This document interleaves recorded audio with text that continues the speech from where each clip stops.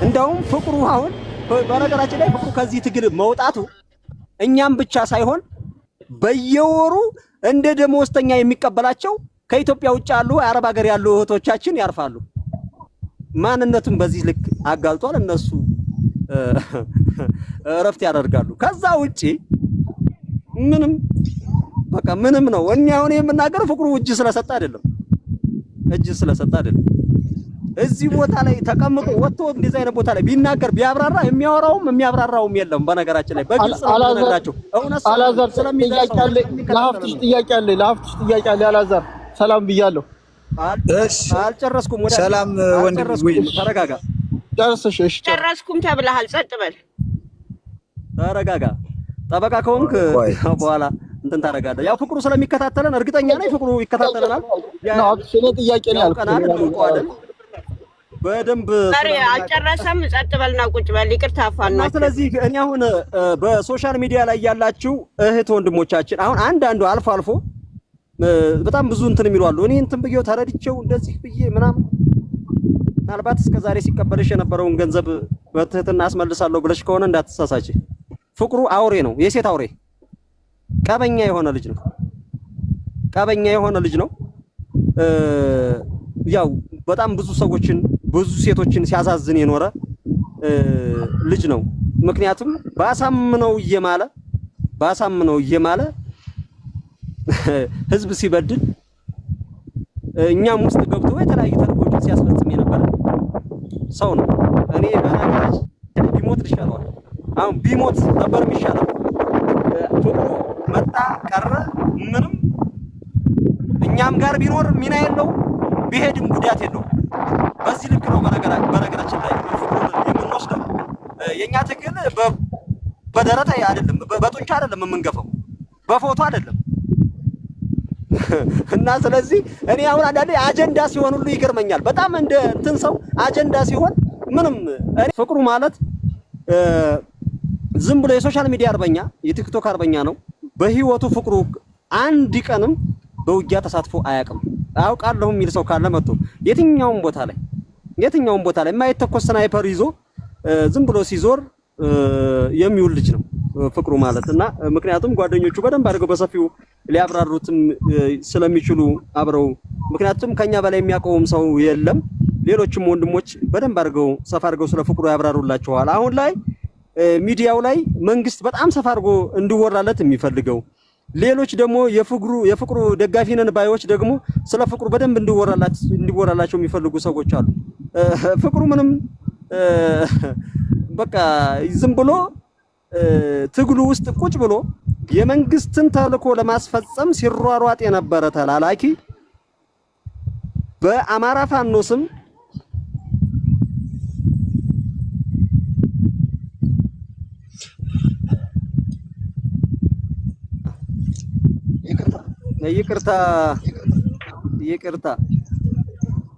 ይቅርታ ለማንኛውም እንትን ተቋረጠ። በአማራ ፋኖ ስም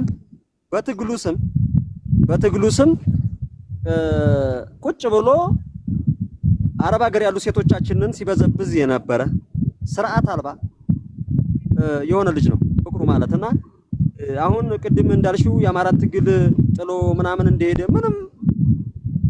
ምንም በቃ አሁን ኖረም አልኖረም በቃ ዝም ብሎ ከመንግስት ቤትም ሳይመጣም በፊት ስራው ጥበቃ ነው። ድንጋይ እየገፋ ፍርፋሪ ይጣለታል። ለሆዱና ለሆዱ ብቻ እያሰበ የሚኖር ተራ ግለሰብ ነው ፍቅሩ። ትግላችን ውስጥም በቃ የመንግስት ስራ ለማስፈጸም ሲሯሯጥ የነበረ ልጅ ነው። አልተሳካለትም። ልዩነት ለመፍጠር ሞከረ፣ አልሆነም። ብዙ ነገር ጥሯል። በጣም ብዙ ነገር ያልሞከረው ያላደረገው ነገር የለም። ከዚህ ግን አልተሳካለትም። በቃ እንደውም እኔ አማራ ፋኖ ነኝ በማለት ፎቶ በማሳመር ቪዲዮ በመልቀቅ ሶሻል ሚዲያ ላይ የሚያገኛቸውን እህቶቻችንን ያልገባቸውን እህቶቻችንን አንዷን አገባሻለሁ፣ አንዷን አፈቅርሻለሁ፣ ወድሻለሁ በማለት የሰው ገንዘብ ሲቀበል የኖረ ሌባ ዘራፊ እንጂ የአማራ ፋኖን የሚወክል ታጋይ አይደለም። እንደው ፍቅሩ እንደዚህ አይነት ቦታ ላይ ተሳትፌ እንደዚህ አይነት ውጊያ ላይ ነበርኩኝ ይሄን ድል አምጥቻለሁ ከፋኖ ጋር ሁኜ ካለ ይውጣና ይናገር። አይናገርም። የትም ቦታ በቃ ጥይቱ ሊያብጥ የደረሰ የማይተኮስ ስናይፐር አለው። ያን ስናይፐር ይዞት ሲሯሯጥ ነው የሚውለው። እንደው እንደንትን ካላችሁ በባለፈው ያባናደው ዘመቻ አባናደው ጊዜ ጀግና ሙጃ ከተማ ላይ እንግዲህ 16 ወረዳዎች በላይ ያባናደው ነፃ ባወጣበት ቀጠና ጀግና የማረከው ኦራል ላይ ተንጠልጥሎ ፎቶ ሲነሳ ሲፖስት ነበረ። አልነበረም በአካባቢው በነገራችን አልነበረም። በቃ ምንም በቃ እኔ አሁን ነበርኩኝ እዚህ ጋር ቦታ ላይ ወይም ነበረ የሚል ሰው ጓደኛ ራሱ ካለው በጣም የሚገርም ነው። የለም ባለቀ ሰዓት መጥቶ ጀግና የማረከው ኦራል ላይ ተንጠልጥሎ ፎቶ ተነስቶ ሲፖስት ነበረ። ምንም በቃ አንድ ስህተት አይቻለሁ። የሚገርማችሁ ነገር ቀሚስ ማልበስ ሁሉ አልነበረባችሁ። ቀሚስ አንዲት ቀሚስ የለበሰች የጀግና ሴት ያክል ተጽዕኖ የሌለው ሰው በጣም ብዙ ጀግና እህቶቻችን አሉ እኛ ትግል ውስጥ በመሪነት ደረጃ የተቀመጡ የአብይ አህመድን ዙፋን አስጠባቂ እጁን እየያዙ አፈሙዝ እየጨበጡ የሚማርኩ ጀግና ሴቶች ባሉበት ቀሚስ አልብሶ ግን እሱን በሴት መሰየም እኔ ትንሽ ቅር ብሎኛል። የሚገርማችሁ ነገር በሴት ራሱ አይሰየምም እሱ ስያሜም የለውም እሱ በቃ እና በዚህ ልክ ነው። ለማንኛውም ምንም ችግር የለውም። ቪዲዮ ማብራት የምፈልገው አንደኛ እንዲደርሰው ነው። ምንም የሚያስፈራን ነገር ስለሌለና እውነት ስለሆነ በዚህ ልክ ነው እና አትንጫጩ። ምንም እንደው እንደ ትልቅ ሰው ደህና ሰው እንደሄደ በጣም ተጽዕኖ ፈጣሪ ሰው እንደነበረ አድርጋችሁ ጦር እንዳለው ሰው ጦር በጣም ይገርመኛል። የራሱን ወንድሞች ይዟቸው የሄደው ራሱ ሲያስከትላቸው የነበሩ 4 ወንድሞች ስጋ ወንድሞቹን ነው አንጠልጥሎ ሄደው። እሱን አምኖት እንኳን ታጋይ እንኳን አብሮት አልሄደም። የወንድሞቹ ናቸው አብረውት የሄዱት ልጆች አብረውት እጅ የሰጡት ያክስት ያጎቱን ልጆች ነው አንጠልጥሎ ይዞ ሄደው። በዚህ ልክ ነውና እንደ ተሻለ ሰው ባታደርጉት ይመረጣል ነው ምለው። አመሰግናለሁ። ጨርሻለሁ። ድሉን ለሌላ ሰው እንስጥ። ጥያቄ ያልከው ሰው አሁንማ በፈቃደኝነት በታሪክ አተላ ስሙን ጽፏል። እሺ በተራ ነው እናትዬ፣ በተራ ነው። አሁን አንደኛ የመጀመሪያ አዲስ ስለገቡ ሌሎች አጀንዳውን ልንገራቸው። ሀብትሽዬ እኛ አማራ ተቋም አለው። አማራ ከብዙ ዓመታት ልፋት በኋላ ከብዙ ዓመታት ስደት ከብዙ ዓመታት ሞት ከብዙ ዓመታት መፈናቀል በኋላ አማራ ተቋም ገንብቷል።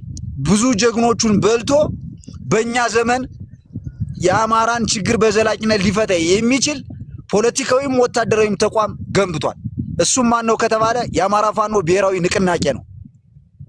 ይሄ የአማራ ፋኖ ብሔራዊ ንቅናቄ ህዝባዊ ተቋም ነው። ይህ ህዝባዊ ተቋም ተቋማዊ ግለሰቦች ይመሩታል። ተቋማዊ ህግና ደንቦች አሉት። ስለዚህ የአማራ ህዝብ ማወቅ ያለበት ተቋም እንዳለው በመረዳት የአማራ ህዝብ እንግዲህ ባለፉት 50-60 ዓመታት በተናጠል ያለ ተቋም እየተዋደቀ የለፋበትን የደማበትን ስልጣኑን ለማንም እያስረከበ ነው 4 ኪሎ እያስገባ የራሱን ችግር ሳይፈታ ወደ ቤቱ የሚመለሰው። ስለዚህ ይህ አማራ በዘላቂነት ችግሩን እንዲፈታና አማራን የሚወክል ፖለቲካዊም ሆነ ወታደራዊ ጥቅሞቹ ማህበራዊ ጥቅሞቹን ሊወስንለት የሚችል ተቋም ስለሚያስፈልገው ሁሉም የአማራ ህዝብ ከግለኝነት ወጥቶ ማነው ይሄ ከግለሰብ አምላኪነት ወጥቶ አብዛኞቹ ጠላቶቻችን አማራ ግለሰብ አምላኪ እንዲሆን ያደረጉት ተቋም እንዳይኖረው አድርገው ግለሰብ እንዲያመልክ ያ ግለሰብ በህይወት ያው በየትም ብለው ስለሚያጠፉት ስለሚገሉት ሁሉም ስላልነቃ ምን ሆነ ይሞታል። እነ ጎቤ እናሳምነው ጽጌ በሰዓቱ አዋክበው ገለዋል። ከዛ በፊትም እና አስራት ወልደየስ ብቻቸውን ማንም ሳይነቃ ነቅተው ራሳቸውን አጥተዋል። ስለዚህ ተቋም ገንብተው ነበር፣ ተቋሙን አፈረሱባቸው። ተቋም እንዳይኖረው አደረጉ። እዛ አማራ በተቋም አላምንም ብሎ ግለሰብ ብቻ እያመለከ ለአንድ ሳምንት ተዋግቶ በዘው ያጠፉበታል። ያ ግለሰቡ ሲሞት አብሮ ይሞታል። በቃ እንቅስቃሴው በሙሉ ይቆማል። ተቋም ቢኖረው ግን በዘላቂነት ችግሩን መፍታት በሚያስችለው ልክ ሂዶ ችግሩ አሁን ባለበት ደረጃ እንዲደርስ አይጠብቅም ነበር። አማራ እስካሁን ጥቅሞቹ ይከበሩለት ነበር። እስካሁን መብቱ ይከበርለት ነበር። እስካሁን መሳደድ መፈናቀል አይኖርም ነበር።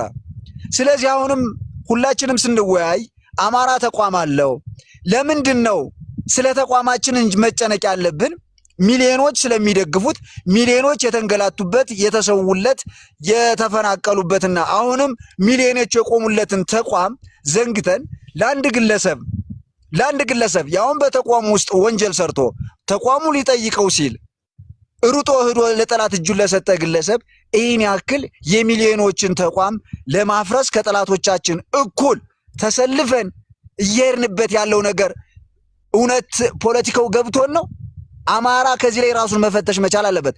እኔ ፖለቲካው ለካ አልገባውም። አማራ ለካ ማንም ዝም ብሎ የተለያየ የውሸት ፕሮፓጋንዳ በየሚዲያው እየወጣ የሚያደነቁረን ፖለቲካውን ስለማናውቀው ነው። በጣም ዝም ብለን ደንቆሮች ስለሆነ ነው። አብዛኛው የተወሰነ ሰው ነው የሚያውቅ ማለት ይቻላል። ይሄ ከዛ ውጭም ያለው ለካ ፋኖ ፌክ ነው። እንደዚህ ምረሽ እየገባችሁ እንዴ ግለሰቦች እንትን ባሉ ቁጥር የፋኖ መሬት ላይ ያው ምንም ትርጉም የሌለው ግለሰብ ገባ ተብሎ ይሄን ያክል ምን ያክል የልጁን ዕውቀት የልጁን ችሎታ አለማወቃችሁ ሳታውቁ እሱን በመደገፋችሁና ሳታውቁ ለሱ በመጮኻችሁ ምን ያክል ደንቆሮ መሆናችሁን ግን በደንብ ልዘነጉት አይገባም። በደንብ ማወቅ አለባችሁ።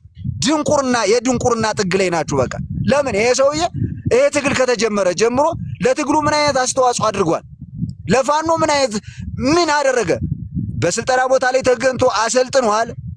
እነ ጆሲ ቢገቡ ነበር የሚገርመኝ። ሌሎች ጀግኖች የሚለፉት የሚጥሩት እነ ምሬ ሌሎች የትግሉ ቀስቃሾች ብዙ መስዋዕት የከፈሉ የራሳቸውን ሀብት ቤት ንብረታቸውን ሽጠው መስዋዕት የሚከፍሉት እነሱ ቢገቡ እነሱ ቢያወሩ ነበር የሚገርመኝ። ይሄ የአረቂ ቤት የጃምቦ ቤት ጀግናው ሁሉ ለአንድ ሳምንት ጡንቻ እያያችሁ ጭንቅላት ነው ማየት፣ ስራ ነው ማየት። መጀመሪያ የሚሰራውን ነው መፈተሽ አለብህ። በግል ፎቶውን አይተህ ልትወደው ትችላለህ። በግልሽ ልታፈቅሪው ትችላለሽ። እዚህ ጋር የራሳችንን እንትን በደንብ እያወቅን የራሳችንን እንወቅ እስኪ። ከመደነቋቆር ከመደነጋገር ይሄ ከግለሰብ አምላኪነት እንውጣና ተቋማችን እንደግፍ፣ ተቋሙን የሚመሩ ሰዎችን እንደግፍ።